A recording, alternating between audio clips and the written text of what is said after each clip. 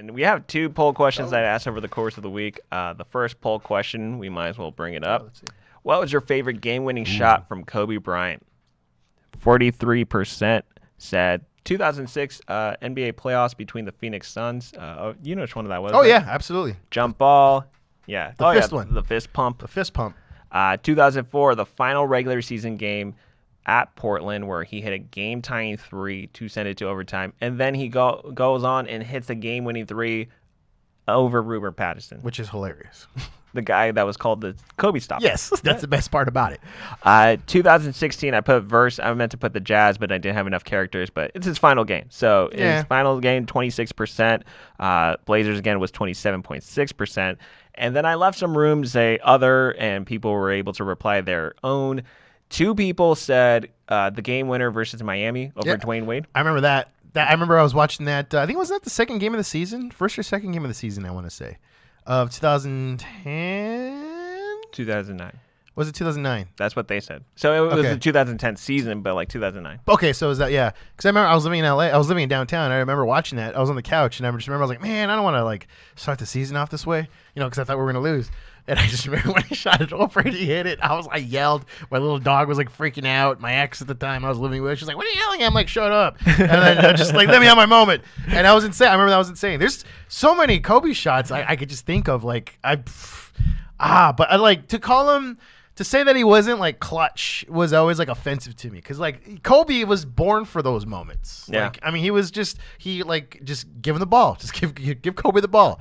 Compared to other players, I mean, they always have that argument between him and LeBron. I mean, of course, Jordan. But I mean, when it came to Kobe though, it's like you got to give him his respect when it came to like hitting his clutch shots. Pete from Lakers Film Room. Yeah. He posted on the Lakers account today all the game-winning shots that Kobe had hit. Yeah, saw that. Yeah, it was like about 30 minutes. It was 9 minutes and 30 seconds long. Yeah, so it's like, and they're just shots that you wouldn't think that a person just. I mean, can you make a clutch shot? I have, but like it was just the like game on the line, but not with like professional athletes in my face. Yeah, you know what I mean? Like it's like totally different. Like I've the first one I would not be able to do, which was him against Phoenix Suns. It was Jason Kidd when he had the yellow hair. Okay. Like when it was like dyed blonde, right? Jason Kidd, when Pete broke that down, I was like, there's no way I can make that shot. And it was like Jason Kidd, who was one of the best defenders in the league at the time, puts his hands in his face. And then like once Kobe's taller, so then he was like, all right, I just need to stay in the ground a little bit higher than you, or I need to stay up in the air a little bit higher than you. And as Jason Kidd's coming down, he gets to look and he sees the rim clear. And so he did a double pump mid-range shot and then makes it. Which, haha, I mean, they always fall for it. Yeah. They always fall for it. But that was, so with that being said, when it comes to Kobe's statue, that will be in front of Staples Center one day. Will it be the double pump fake? No, fadeaway. It has to be the fadeaway, right? It's got to be the fadeaway. Maybe the when he's playing defense and he balls up the shorts. Ooh. Or how about him? How about him just gnawing on his jersey? That's a good one. That's a good one. That would be dope. Him just walking with his jersey like this, like he's like hands on his hips, and he's like that one. Or I really like there was one. Like or even this fist bump. But my favorite too though is I want to say it was the 2011 playoffs. They were playing against the Hornets, New Orleans at the time. But I remember he hit I think he hit a 3. But it pretty much got him the game and pretty much sealed it. It was during the playoffs. And I just remember Kobe walked across the court with like both his arms out like Van Damme in Bloodsport, just like, just kind of like just because he silenced the crowd. And I remember just that imagery. I have the picture of it. It's him just walking just boldly, just. That's a good one, yeah. I just remember that one. That was just like, because it's over. Like it's done. Also, he was like the first guy after he hit a big shot when he'd run down the court into the airplane. Oh, the airplane. Yeah. Yeah, because who would do it originally? It was it Jason Terry that would do it? No. Jason Terry does the plane. He did. They call him the Jet. The Jet for that, right? Didn't he do it? Because there's the big ball dance, which we all know. Yeah. That was Sam Cassell. I remember Kobe did it a couple times. Remember that? That was great. Did Kobe do that? Yeah. Oh, I don't remember Kobe. Oh, you don't remember doing the big ball? Yeah. Oh, yeah. What game was it though? I just can't remember. I remember Kobe saying the 3-letter F word in San Antonio to the referee. I remember an 11-year-old doing the big ball dance at the Little League World Series and got yelled at by the coach on TV. Are you serious? That's hilarious. That is hilarious. We got to do the big ball dance here. Gotta find a way to do it. And we'll find a song for it too. Like the big ball dance, the big ball dance. See, that's why I say Major League's the most like influential like sports movie ever. And then we also have another poll before we go. Sorry. This is who will the MVP of the Lakers be this upcoming season? So this is non-Kobe related. Oh, okay. But 52.7% believe Anthony Davis. About 32.1% said LeBron, and the Westbrook had 15.2%. That's about 165 votes if you weren't counting. But wow. Yeah, I would have to say I'd probably have to say AD. I think this is the season where he's going to come out. Not going to win. I hope they have because I know I believe the Lakers are hiring another another head trainer, right? Yeah, it was someone having to do with Rich Paul's camp. Is that okay? So someone's probably. I'm not sure if it's AD's personal trainer or if it's a team trainer. Because that was like the one takeaway I had from this season was like, man, we need to stay healthy. Like not just be healthy, but stay healthy. So I'm hoping they make those changes, which they did. I know they let go some of their training staff. But I would love to see AD just be a monster this year, especially when everyone's like saying Giannis is the best big man in the NBA. I feel like AD will take offense to that and be like, no, he isn't. Giannis, okay, here's the thing. I love Giannis, but I think when it comes to pure talent, Anthony Davis is just pure talent. Absolutely. Anthony Davis, and again, like no knock to Giannis, because I understand, like if you want to compare resumes right now, Giannis does have the better resume. Yeah, as of right now. As of right now. But at the same time, Anthony Davis can shoot, he can dribble.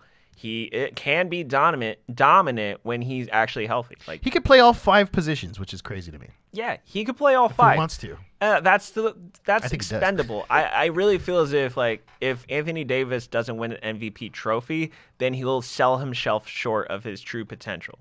Like he's destined to become an MVP in this league. I mean, I'd rather have him be a Finals MVP if anything, because that means we got a ring. that too. But I really feel as if Anthony Davis. It's going to be hard for him to do it because he has superstars with LeBron and Westbrook on his side. But, I mean, dude, he has to get an MVP trophy in before he retires. Yeah, I mean, and that's the one knock that they always give to, I love Shannon Sharp, but I remember that was one of his things against Kobe, like how he shouldn't be, the greatest of all time because he only got, one MVP. But I'm like, that's so subjective, though, especially if it's, isn't it a bunch of, reporters that really, vote on it? Yeah, and they can also be racist, like they did with Kobe. No, I'm joking. I'm totally joking. Give it to Nash, a small white guy. What the hell? Just with that privileged. I'm not. No, somebody brought it up, and it was a really good point. It's sometimes their narratives don't make sense because then they'll give it to the underdog, and then as soon as it's the year of the underdog that deserves it, they'll be like, no, we'll go this way. So it's they'll always switch up the theme, or they'll have their own narrative. So they kind of sip off too much of what. I won't say because they're my employer, but they sip too much of a certain sports show network, Yeah, I know, and which they've always kind of did them dirty over the years. But that's always been my thing about it. It's anything that's subjective enough to where it's it's you can't use that.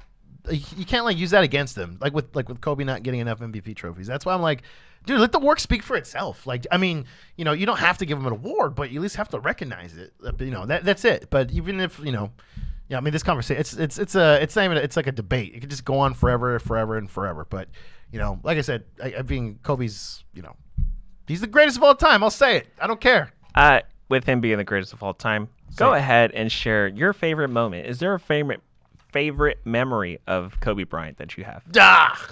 I mean, there's so many, to be honest. But I mean, his last game, I was there, and I've said it, I've talked about it before, and that was like watching a movie. And I just remember this is how my hero is gonna go down. This sucks because he was terrible in the first quarter, and then he just started getting comfortable and started getting better. And that one game should be a movie. It just should be because it felt like it was a movie. It was insane. It was hard to believe. And then for once everyone just kept passing him the ball, which is hilarious. And I think he even recognized that. But as far as his memories too, I mean, if anything, I cried the hardest when he won.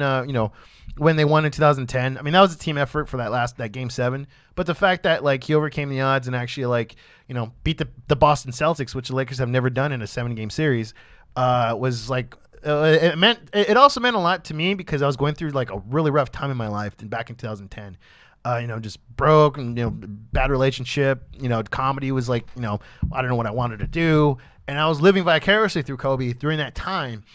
So when he got back to the top of the mountain just to prove everybody wrong, that was the part where I get emotional talking about Kobe because the fact that he just his will was to prove people wrong, and I felt like I was like, I want to be just like him too. So with comedy, when bookers tell you no, or they don't want to book you, or they don't want to put you up, it's like, okay, all right, well, I'm just gonna be the best that I can be, where it's just just undisputed and just undeniable. And that was Kobe. Like, he just let the work speak for himself. He worked his ass off doing it.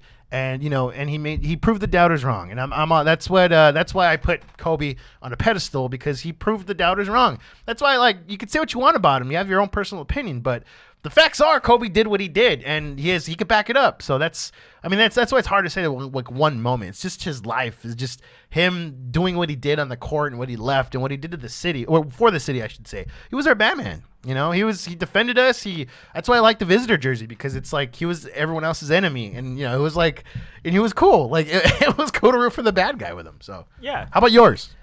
Okay, let me think. Damn, dude. Okay, so I wasn't. If you don't know, I wasn't always a Kobe fan. I was a Shaq guy. By the way, get off the show right now. I was a Shaq guy. I would have to say, though, that Portland game, just watching him hit that game, I'm like, there's no way he's gonna hit this. Oh my god, insane! What the hell? I was just mind blown. And then the second time when he hit the game-winning shot over Ruber Patterson, I was like, bro, so Kobe. I would say. Here's the thing. I wasn't always a Kobe fan. From your point where you embraced him, kind of like how a lot of wrestling fans embrace Hulk Hogan, even though he was supposed to be the villain. A lot of people are like, yeah, it's cool to root for the villain. I was one of the people. I was like, how dare he? How can he switch up like that? I was the person. That was Kobe. So Kobe did break my heart a lot of times, especially when I wanted a young Carmelo Anthony to thrive and somehow upset the Lakers in the Western Conference Finals. I don't know what I was thinking, but but there were times where it was just that commercial that came out on Mamba Day, the final regular season game that he came, where he was the orchestra. That was probably the perfect way to put it, because if you're an NBA fan, you had this hate for him, but then it turned into respect. Did you know he wrote that? That's a beautiful freaking commercial. If you wrote how crazy is that? Because he, from what I read, I could be wrong. I hope I'm not wrong, because I really want to believe that he actually wrote that commercial. He pretty much helped put it together, because he just wanted to because he knew everyone hated him, and he thrived off of that. Yeah. So. So I thought you were going to say this was your favorite moment, because you sent me an article. Actually, that's another moment. Oh my God, dude, I love that. Kobe listened to "Don't Stop Believing" for 2 years after the Celtics lost. That's so cool to me, because he's a psychopath. Yeah. This is also another favorite moment of mine. You put it up in your stories, but this audio version of it was one of my favorite moments that Kobe had. Just knowing how much of a-hole he is. So absolutely. This is right here. If you were to receive a compliment from one player in the league, whose compliment would mean the most to you? I don't really care about any of them. I don't really care about any of them. Kobe, did you see Caron Butler's story that he told on Duncan Robinson's podcast? Well, remind me though. I'm trying to remember off the top. So essentially, Caron Butler was talking about how they had a game against the Charlotte Bobcats. Yeah. It was away.